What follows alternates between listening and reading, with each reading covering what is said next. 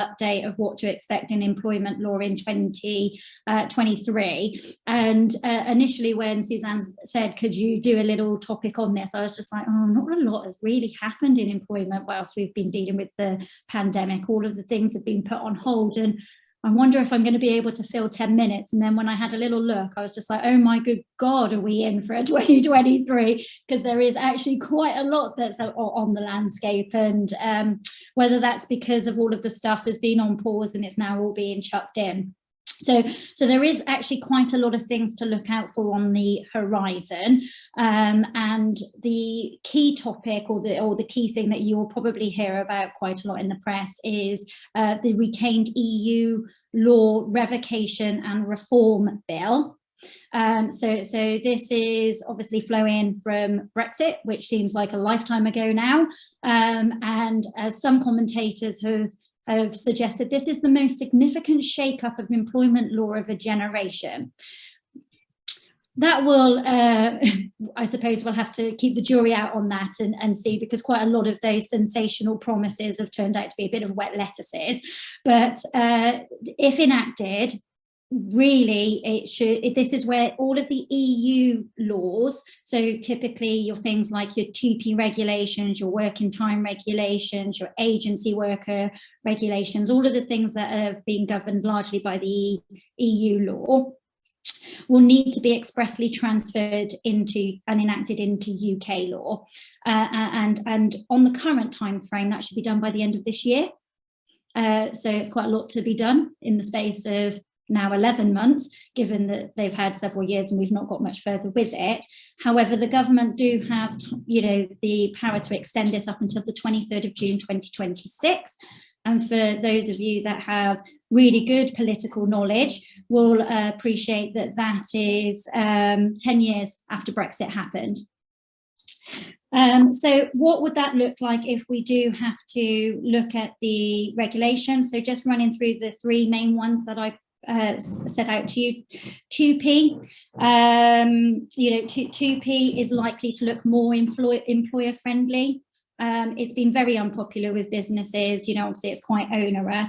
They're unlikely to scrap it in its entirety, I would say, but it looks like, I'd imagine that the consultation periods and stuff would just be more, not as stringent, not as strict, and I suspect they will probably allow for some harmonisations of certain terms. We've got the agency worker regulations, which has been, again, hugely unpopular, and the Conservative government didn't want it in to start off with. So, I suspect we would see significant changes with that, particularly if we remain with a Conservative government, and possibly maybe even it being repealed. And then you have the working time regulations, again, hugely unpopular with the Conservative government, and at a guess, I suspect we can say goodbye to the 48-hour working week, because that seems to be the biggest gripe. And I expect we would probably see some reforms in relation to the holiday pay. So sick leave, it accruing on sick leave, how the holiday pay is calculated, because that seems to be the biggest issue that we're facing as employers at the moment. So that's a whistle-stop tour of the retained EU law. What I will say is I've pulled out a few links, and for any of you that have trouble sleeping, I will send them over to Suzanne and she can attach them all up and you can have a look at some of the documents that sit behind each of these topics. So then what do we have? Well, family-friendly things seem to be all over the press, all over the agenda for 2023. Back in 2019, Christmas, December 2019, Christmas before the pandemic, as it's now known, we had this lovely piece of legislation in flight, a big bill, an employment bill. That seems to have dropped off the face of the earth. But what we're looking at seeing now in 2023 is, rather than this big piece of legislation, lots of private members' bills that have, without having to go into the political landscape of how we change the law, basically the private member bills is just almost like, I suppose, a shortcut route. So much smaller pieces, trying to get them through to get some of this stuff moving. And so a lot of what was in that previous employment bill, we're now seeing in lots of itty bits of legislation.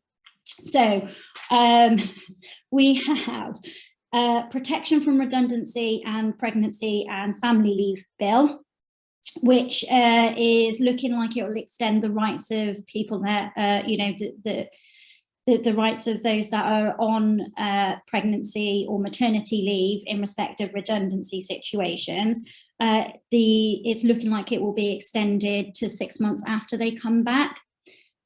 My educated guess that the reason for this is, having seen it in practice, is employers are very well aware now that those that are in their protected period get preferential rights in terms of suitable alternative employment. So what we typically see is that they just delay their redundancy process until the individual has come back and then do the scoring. Now, obviously, if you've had somebody out of the office for, if they've taken the maximum 12 months maternity leave and added some holiday onto that as well, you could be looking at 13, 14 months out of the business.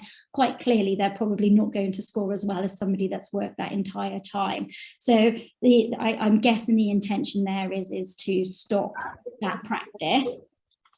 We then also have the Carers Leave Bill, which is, giving 1 week's unpaid leave for those that are carers, looking after people, and they will have protection from dismissal or detriment.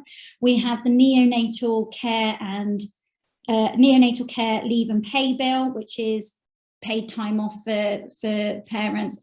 I am presuming this is largely going to be based at the male cohort, because we have a 2-week compulsory period for those that are on the, that give birth anyway. Not to say that neonatal care couldn't go longer than that, but if there's been some neonatal care, it's probably unlikely the mum is going to share her maternity leave in those circumstances. So it's probably actually more aimed at further rights for fathers, or for the non-birthing party of a same-sex couple to have paid time off for neonatal care.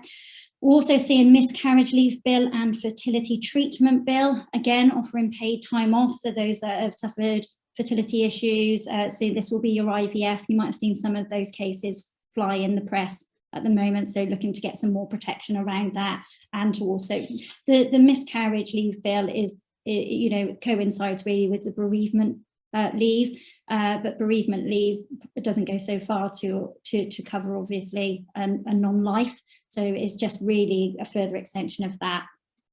So along with those family friendly things, we're also having a look at a shake-up of flexible working, which, most employers are going to be pulling their hair out because it seems to give a lot of people a lot of stress. I've taken a telephone call this morning before joining you on this very issue, but that's under consultation at the moment, and it looks like flexible working will be a default. It will be from day one by 26 weeks of having to work there before you can make an application.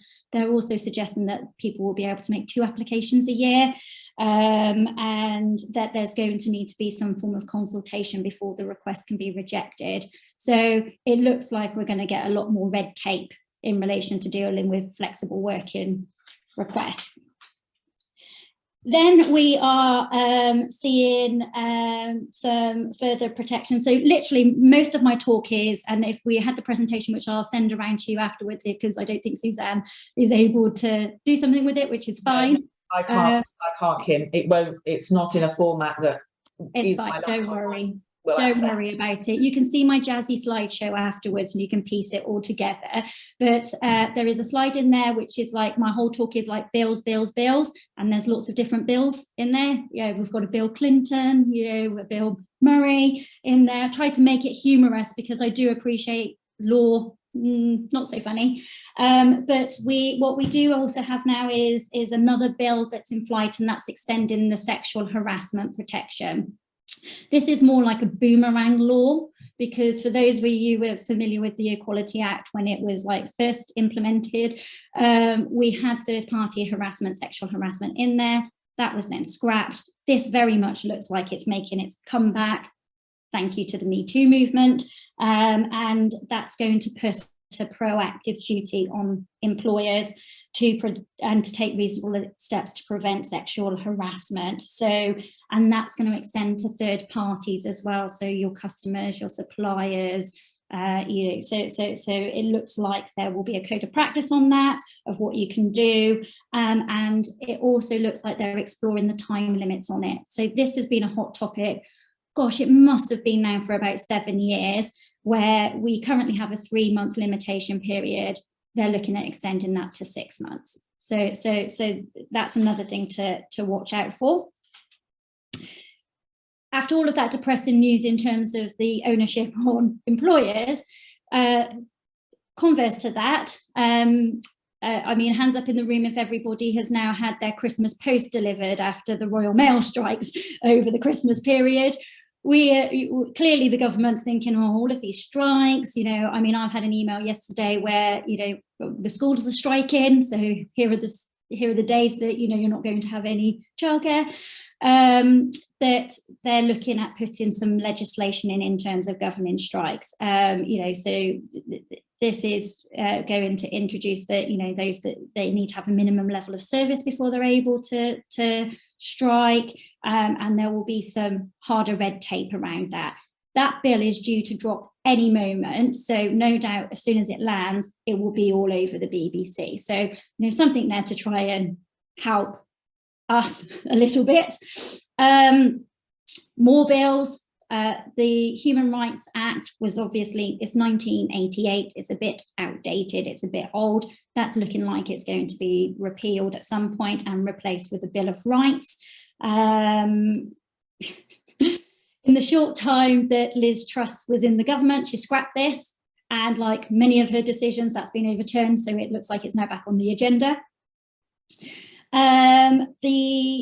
If for those of you who attended the HR Focus before Christmas, where it was in person, Willens did a lovely summary in terms of the fire rehire law after the P&O ferries.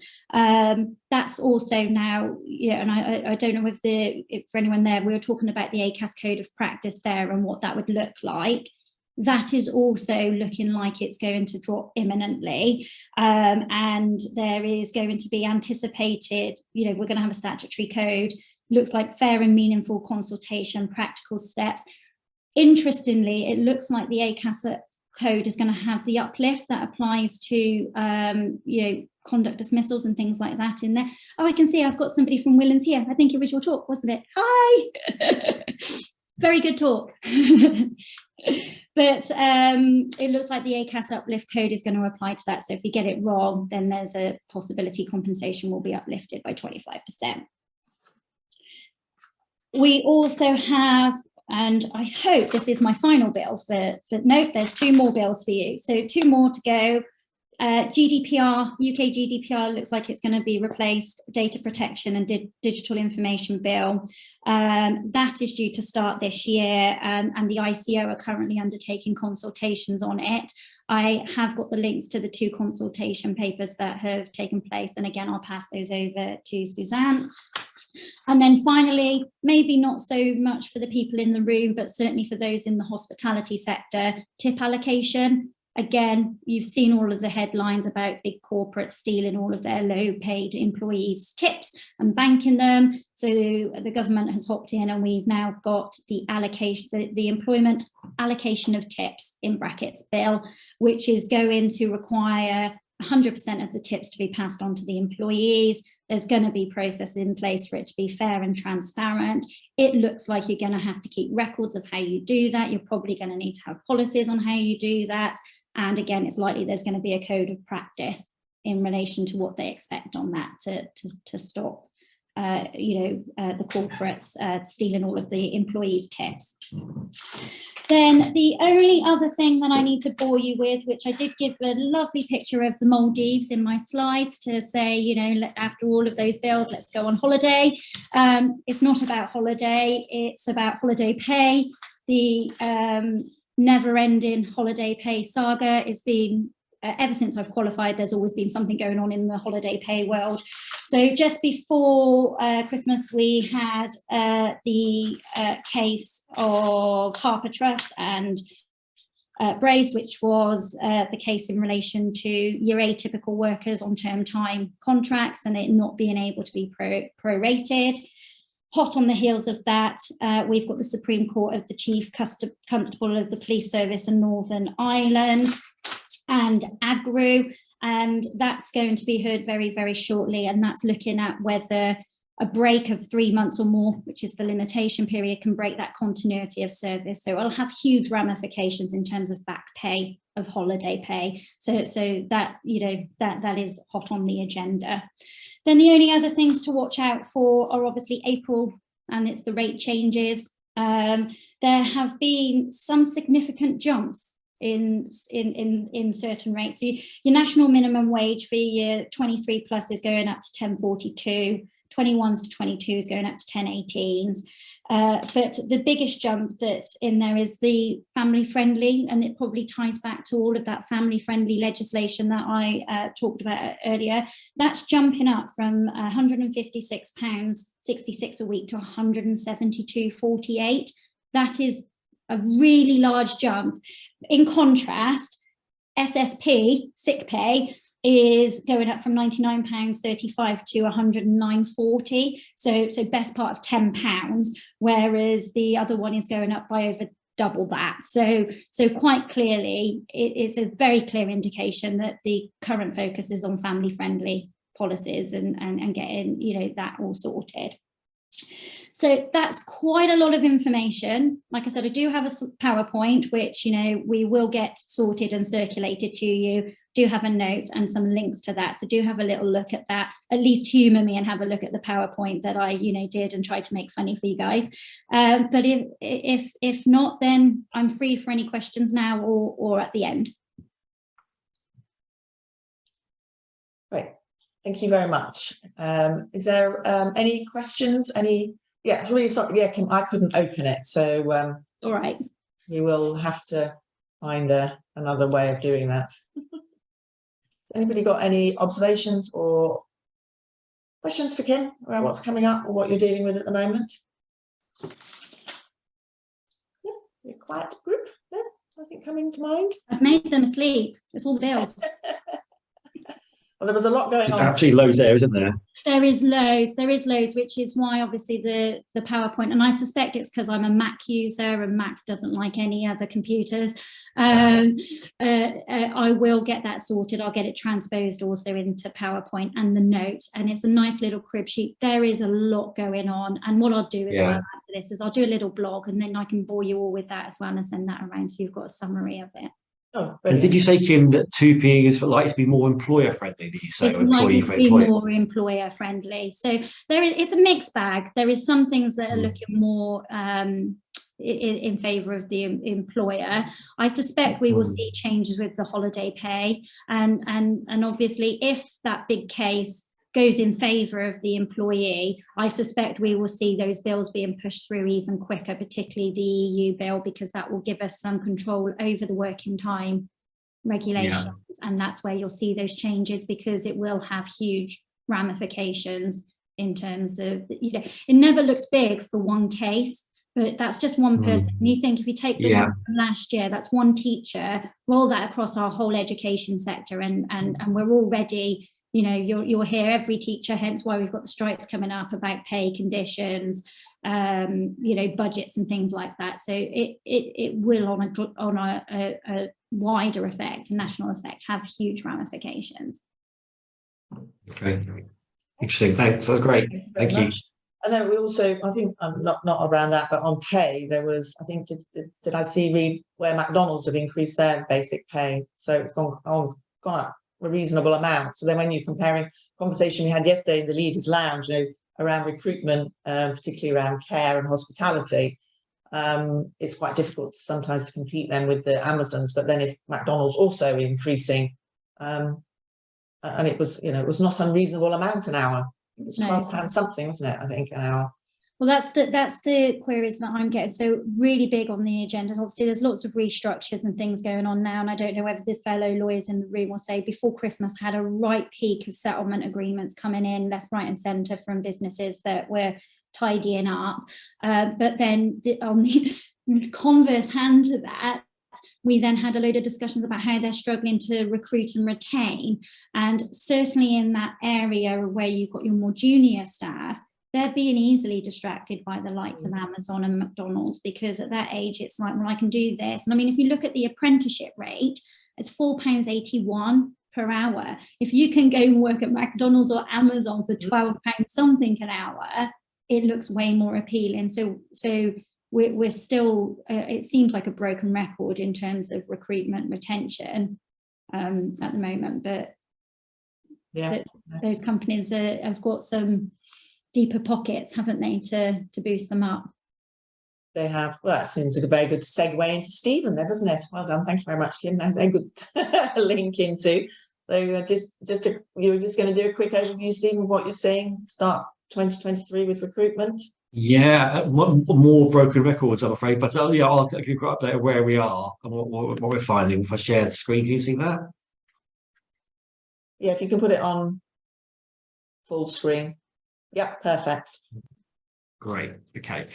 Fine. So look, good to be with you today. I'm here in place of Tom Wynn, who's our HR person, who's on paternity leave after his wife had their second child back in the last week. So not met many of you before, but there are some familiar faces. So good to be with you. And some of you will know Hooray Some Won't, but we're based in Rodney Road. We're a recruitment company now in our 6th year. And we have 3 main divisions: tech and engineering, healthcare education, and my team is professional services. And within that, those we cover mainly the business operational services roles, temp and perm roles, predominantly perm, some temp. And so, yeah, that's background to us. And, you know, we're based in Cheltenham, but we do cover the wider South, Midlands and South, really, I say, where we are. So as far away down as Plymouth and up to, you know, Birmingham and Burton upon Trent and that sort of thing. So yeah, so that's where we are. Okay, so where are we with jobs? So you know, we had a record number of roles last September, October. They were like over one, you know, I can't remember the figures that figuring out, but very high figures, and that has understandably dropped a little bit to 1.1 million according to the ONS. That is down 75,000 from last quarter and 85,000 from the previous December, but overall still way above historical averages. So there's 365,000 extra open vacancies than there were before COVID. So that recruitment pressure is still there. There's still only one person who's unemployed for every open vacancy. So if we can get all those people to take one job each, we'll all be happy. But alas, it doesn't quite work that way. In terms of where the jobs are now, I was trying to find some more recent figures. So apologies, this is slightly out of date, but it probably has some resonance of where things are. So a lot of the roles are in these figures from the Recruitment Employment Confederation research hub. So obviously teaching, 8.1% of secondary school vacancies are aimed for secondary school teachers. Same in primary school, nursing and care workers still very high, and hospitality is still very high as well. So there's still, you know, an awful lot of open vacancies in those sectors. We're sort of seeing more in IT as well. That's creeping up. It's not particularly well presented there, but we're seeing that IT and in construction as well as the more professional services areas of accountancy and also in legal as well, which also isn't on there. But yeah, there are still an awful lot around. So what are we seeing on the ground? Well, we've got you know, over 100 live vacancies currently. I was talking to my colleagues the other day. We're still seeing that it's, even though unemployment rate is easing slightly, it's still really low.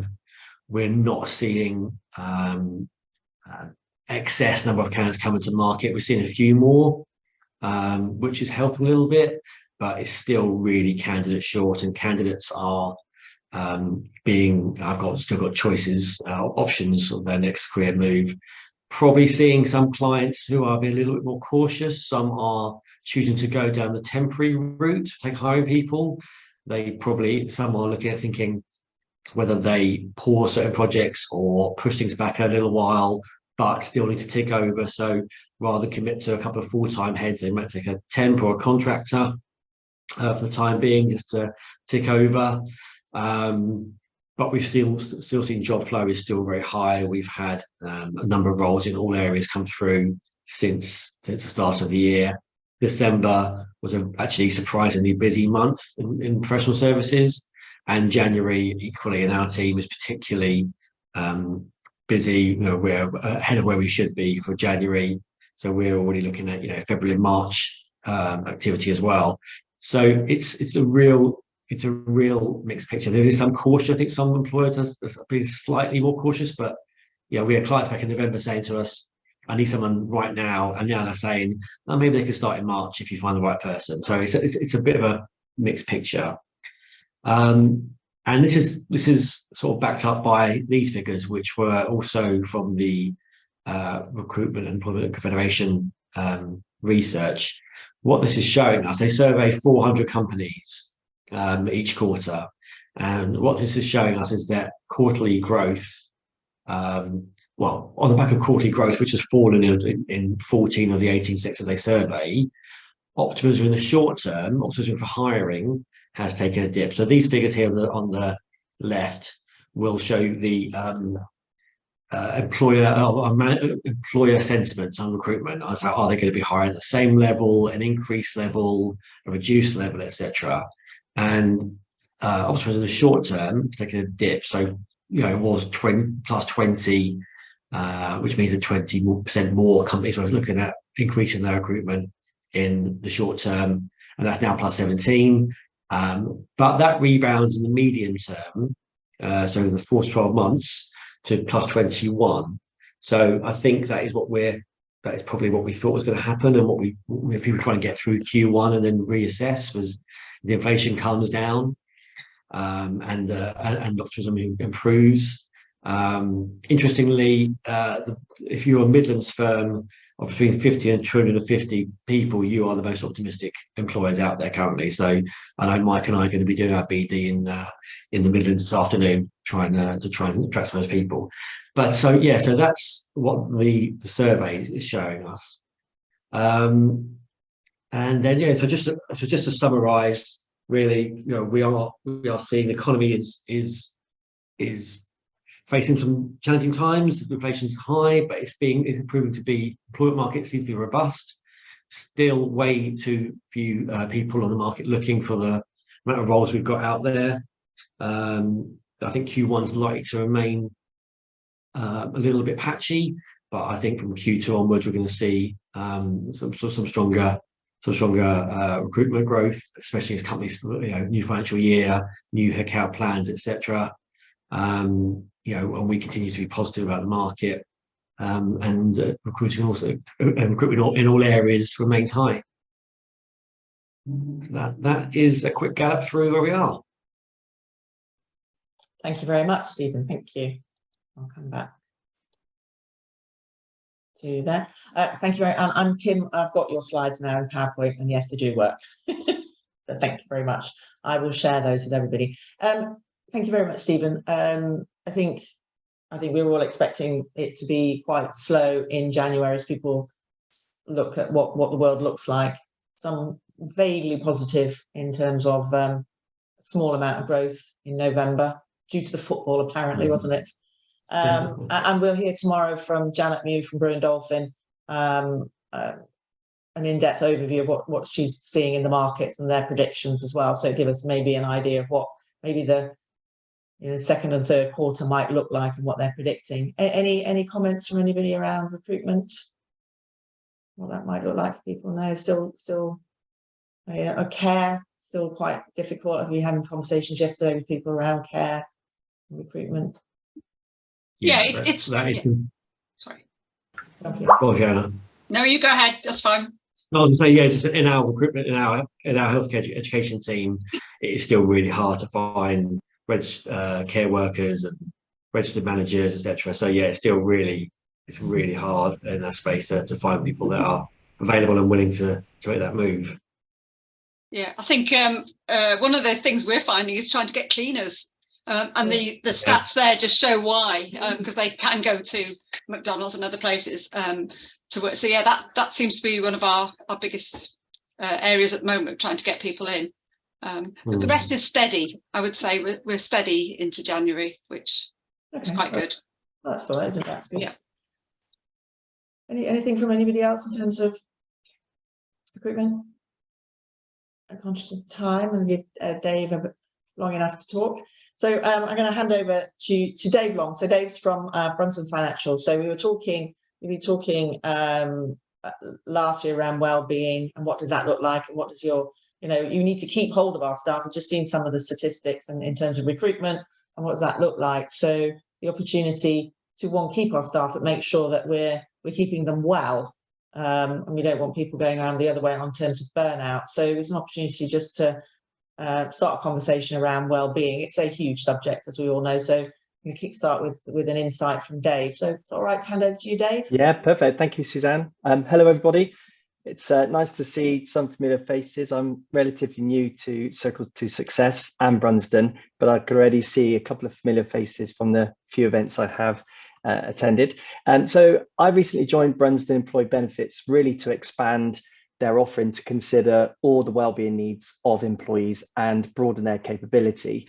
So this means having the experience to help all companies, whether they have a robust wellbeing strategy, they may have mental health first aiders, they may have a sort of a wellbeing calendar, and it may be that we can help with fresh ideas for that. But for other businesses, they just may need a wellness framework. They may know they have to do something, but they don't know where to start. And it's actually just sitting back and working out what it is that's going to work for them, their culture, their business, and their people. And then also linking in the regulated advice for the employee benefits. And this was really in response to the high demand on a diverse, holistic approach to wellbeing. Historically, there may have been companies that have introduced sort of benefits that may have worked, may not have worked. They may have perhaps targeted particular pillars of wellbeing. So this was really to align our in-house regulated consultancy with external practitioners, technology, industry experts such as clinical psychologists, plant-based food nutritionists, women's health, men's health, and so on. Because we feel that there's never been a more important time for that holistic approach to workplace wellbeing. And there's no one shoe fits all approach really. So researchers kind of showed us that employees are looking for that holistic framework that's going to be the right value, and it's going to be addressing their strategic needs as well as focusing on the whole person. And here's a huge topic. In some ways, it's kind of reached buzzword status. So I just wanted to kind of work when speaking to companies, is really find out what well-being means to them, and it can mean different things to different people. It's quite interesting is that the Cambridge Dictionary defines well-being in a simple sentence, and that's the state of feeling healthy and happy. But we all know it's more complex than this, right? And we all know that what influences our well-being is different from person to person. And ultimately, the things that feed into our well-being is actually a complex structure of different inputs that affect our mental, physical, social, financial, emotional, culture, religious, and environmental well-being. There's so many things that can kind of impact on that. And we've had a pandemic, and coming out of that, completely changed the way that most of us work. So remote work over the past few years has undoubtedly had its benefits, with many of us finding new ways to be productive and collaborate with the people we work with. And it gives that extra flexibility. But for many people, this flexibility distorts the distinction between life and work, which can then take a toll on the mental health and well-being of the employees. And for what Kim was saying, that flexibility is also challenging for businesses. And it's a really good point to mention. If you do hear someone trying to bang to get in, it's my 2-year-old who should have been at nursery today. So I've locked myself in the only room he can't get in. So I apologise if the lighting's not great either. So, I mean, what we're trying to look at is work out how do we actually put the right initiatives in place? How do we communicate with people? How do we know it's going to work? And what actually does well-being mean to that individual, to that business? And if you're working remotely, how do we connect with that? So one example is there's one expert that we work with that will do a virtual talk to employees about making plant-based diets more accessible that can then start improve their gut health without buying expensive products. And then they'll follow that up with a virtual cooking session, maybe on a Friday, where everybody can cook together. They ask questions about the products and the plant-based, and it's really a good way to kind of bring people together. So those type of webinars or those types of approach may not have been applicable before the pandemic when everyone was kind of in the office. We all know that rising inflation rates and cost of living obviously is going to have an impact on employee well-being and mental health. And this now is becoming a top priority for businesses. So this is even more important because overworked employees now resort to quiet quitting. And we just heard some of the stats around the recruitment side of things as well, in search of that better work-life balance. So I don't know if you would have seen recently the study on mental health in the workplace by Deloitte. It was April last year. And they found that 28% of employees either left their jobs in 2021 or were planning to leave their jobs in 2022. And they were citing 61% poor mental health as the reason that they were leaving. And the results also show a similar pattern amongst the younger generation, with 21% of young people saying they were planning to leave their jobs in 2022, and 65% of those claiming the decision was being driven by poor mental health. So health and well-being and the overall employee experience really matters in the workplace. And at this point, it is a genuine business risk for companies to not take care of their employees. And COVID-19 pandemic also pushed this up to the top of the business agenda over the last few years. And that's kind of really driving the need to put people first, both from a well-being point of view and because it drives productivity and talent retention. So leaders are now seeking to secure a more accurate understanding of employee well-being, as well as setting a good example for themselves by treating their own mental health and physical health as a priority before encouraging employees to do the same. And for me, this is really key. And I've worked with HR and people professionals where health and well-being has been cascaded from the CEO. It's had leadership buy-in, the employee engagement from the initiatives that they've then implemented from their wellbeing strategy was then very highly received and good take up because of this. But I've also worked with HR and people professionals where they're trying to get that message through and they're trying to push that up the chain, if you like. And what that tends to happen is you come across a bit of resistance. And sometimes with that, it's harder to get that buy-in if it's not down cascaded from the top down. And I don't know if you follow Steve Bartlett from Dragon's Den in the Diary of a CEO, but he talked recently on men's health. But for me, the message that he said also demonstrates creating the right culture, the right environment in business, also example of community and social well-being and inclusion. And what he said was, my business partner, my best friends, they will tell me if they're having bad mental health, sorry. They'll tell me exactly why. We have a rule, my friends, where we're really open with each other. Someone will share this situation and we'll get around him and we support him.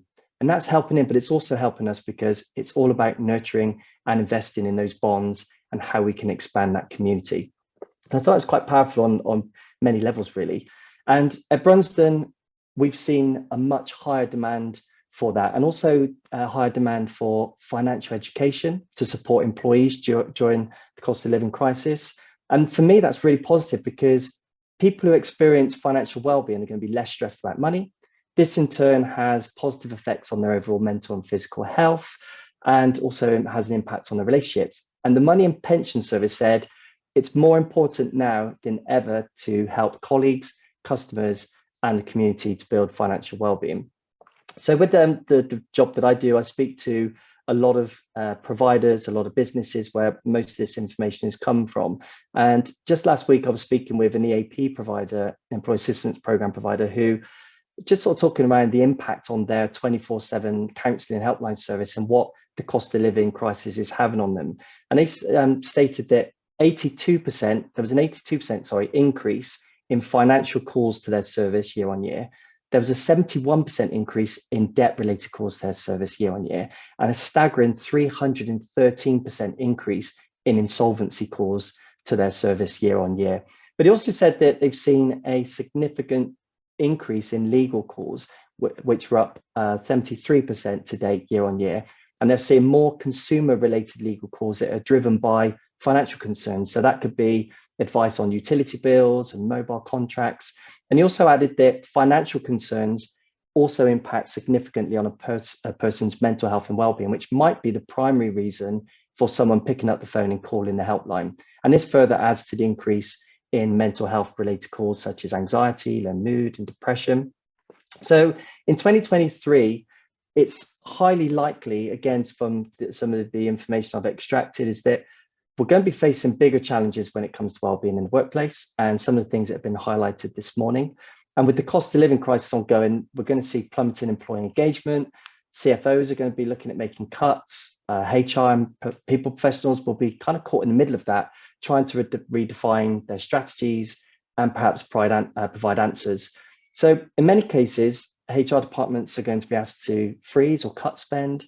And as a result, employers are going to be looking at consolidating their wellbeing offerings to get a maximum output for their budget. So actually picking the right initiatives and finding out what's going to work for their business is going to be more important than other.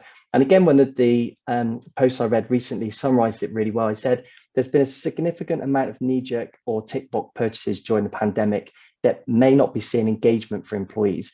So this means that the aggregate cost per person of providing wellbeing solutions has become significantly higher as employers, they've kind of experimented with disparate solutions or indeed address those specific pillars of wellbeing rather than the holistic approach that considers all the different needs from really sort of the culture changes and beyond.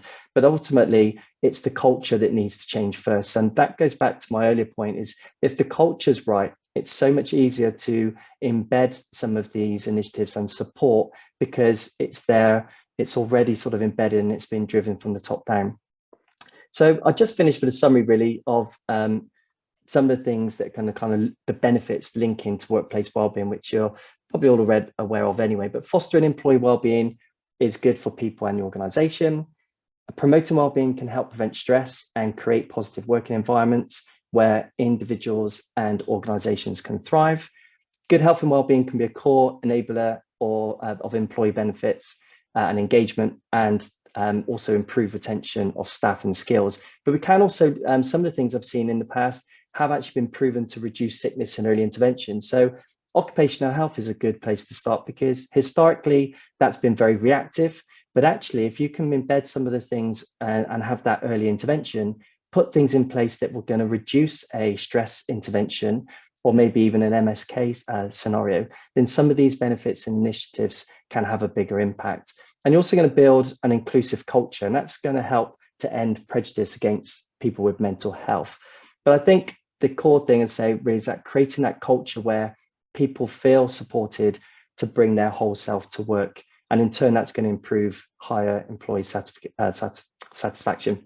And picking up on some of the bills that Kim updated us on, there is a bill to make mental health first aid part of the first aid training requirements. And it's at the second reading stage at the moment. But from what I understand, at the moment, many companies have mental health first aids in place, but not all. But if I'm correct, this bill, if it goes through, will require all businesses to have mental health first aiders mandatory as part of health and safety.